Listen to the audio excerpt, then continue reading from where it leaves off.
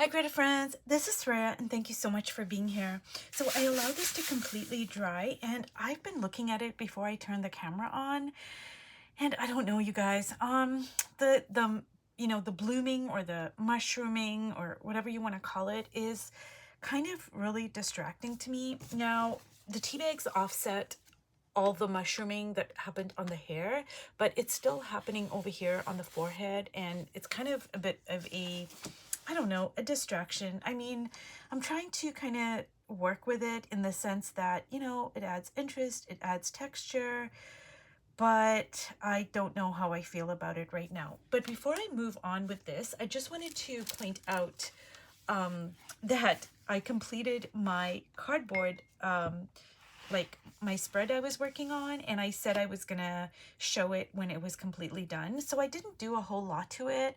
I just, added maybe a few more layers onto the face over here. I tightened up the facial features like I said I would with some, with my marker over here, this pro marker. And I think the main takeaway from this is that I was telling a story in my head, like this is the person, and then maybe this was from another dimension, like a dream, a memory, etc. And what I pulled from this layout is that I didn't put as many details on the face because this is a figure that's, like I said, from a dream or whatever. And so I am using those same principles of push and pull. I said something that is further off in the distance. Now this over here, we're not talking about spatial distance because they're both on the same plane, but I'm talking more like in terms of the story. Like if this is a dream figure, then yeah, the details on this figure are not going to be as prominent. They're not going to be as many details, whereas I put all the focus on the details over here. So I just wanted to point that out because, there are different ways to work with those principles of push pull and something that's in the foreground, you put more details on it, etc., etc. So even when you're working in an abstracted kind of a way or a spread, those lessons can apply. So that's why I really like going from project to project as well, because everything strengthens everything else.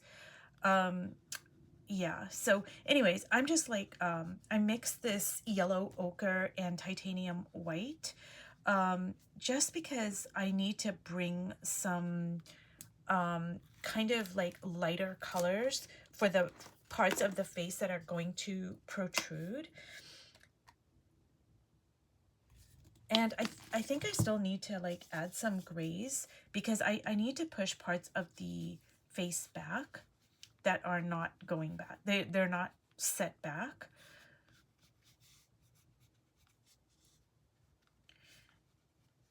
So I have to say, you guys, that working with the gray is very challenging, and it's a lot more difficult than I thought it was going to be. I thought I could just pretend that the gray was the blue, like the ultramarine blue, and I was gonna approach it in the same way. But what I'm finding out is that no, the gray is not like the blue. So I guess that's a lesson, in and of itself. That's a good lesson to know, because in when I first started, I was like, oh, I'm just gonna treat the gray as if it's like the ultramarine blue, but it doesn't, it's just it's not really. No, I can't do that. I can't just substitute the gray for the blue, is what I'm trying to say. So now I'm gonna try to push some of the areas back a bit here, and so I gotta get some grays here. And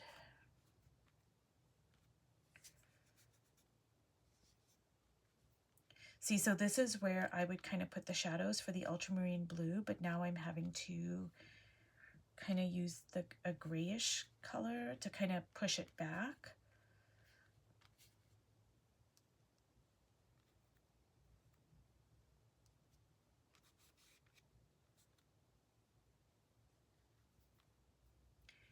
And over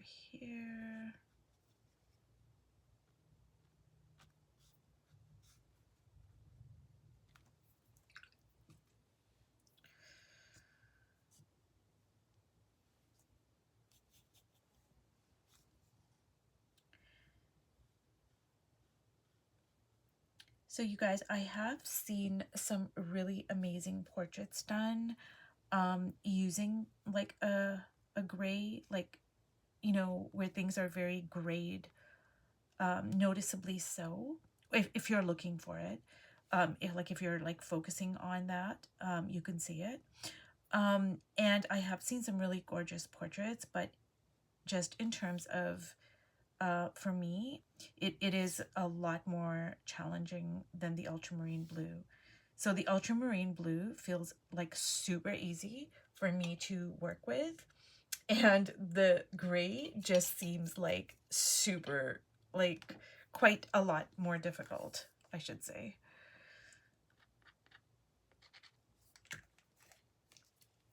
And it looks like things could get messy really fast because the gray, whether you're using Payne's gray or whatever, I'm using the ink in the chalk paint, it's very overpowering, and I do tend to have a very heavy hand, so it just seems like it's just a lot more difficult to work with.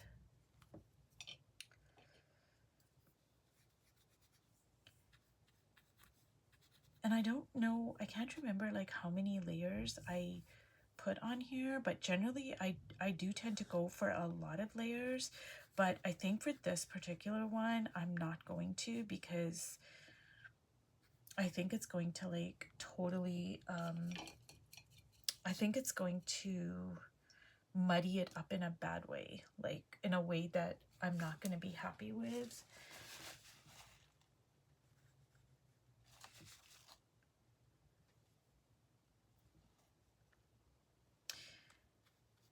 And honestly, you guys, I'm even like, I don't want to post these videos now because I'm like, oh my God, this is such a mess. But I'm going to post them because I think that, you know, it's a great learning tool, like, for myself included. Like, one of the main takeaways is like, no, I can't just pretend that this is blue and use it in the same way. It's not working out that way.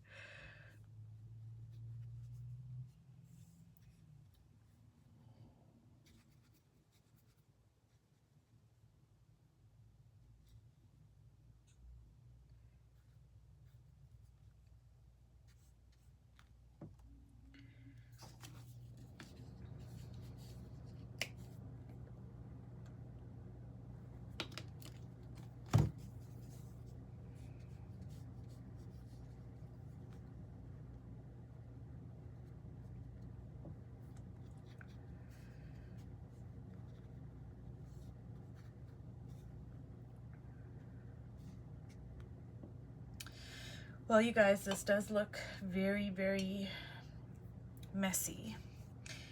And maybe I need to like not have such a heavy hand. That could be it as well. Like, I need to really kind of tone down my,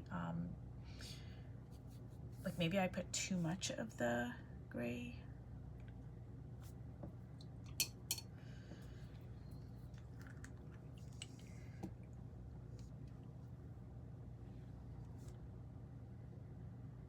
Yeah, okay.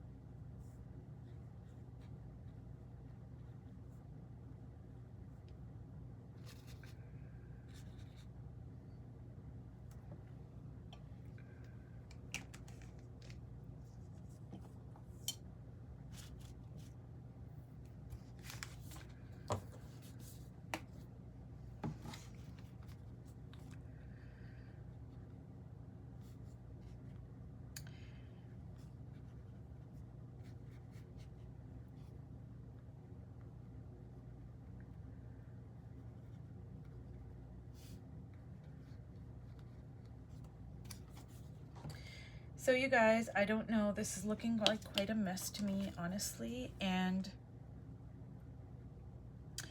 I don't know. I mean, I guess I could put like more collage on here. I could put my dictionary pages, maybe.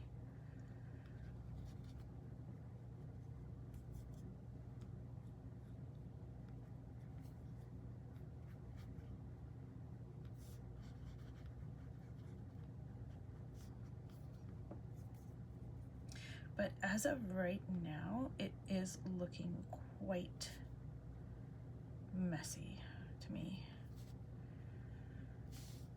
There are parts of it that I like, but there are parts of it that I don't like.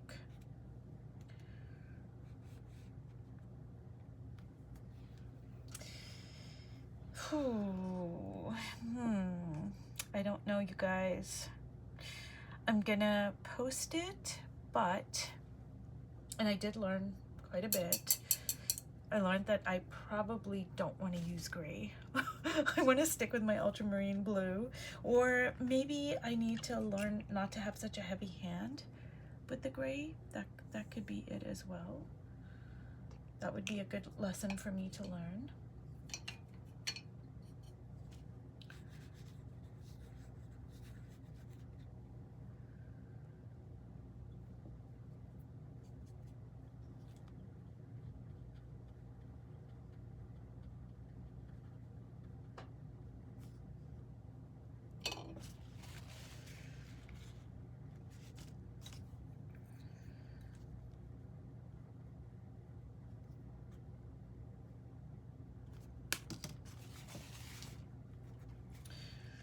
Well, you guys, I'm not going to say that I like this because I don't, but I did learn a lot from it, I guess.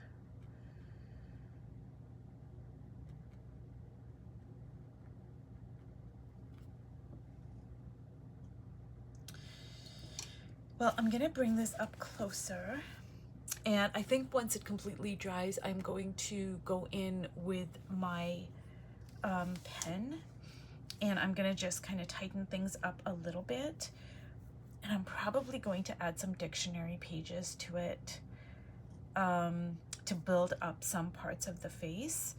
And there are parts that I do like, but by and large, I don't know. It just seems like it's a big mess.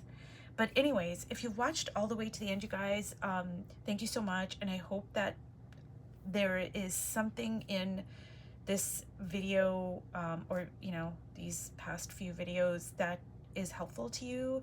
If anything, maybe just not even using the gray, I don't know. But yeah, I did learn a lot. So thank you so much for watching, and I'll see you in my next video. Bye.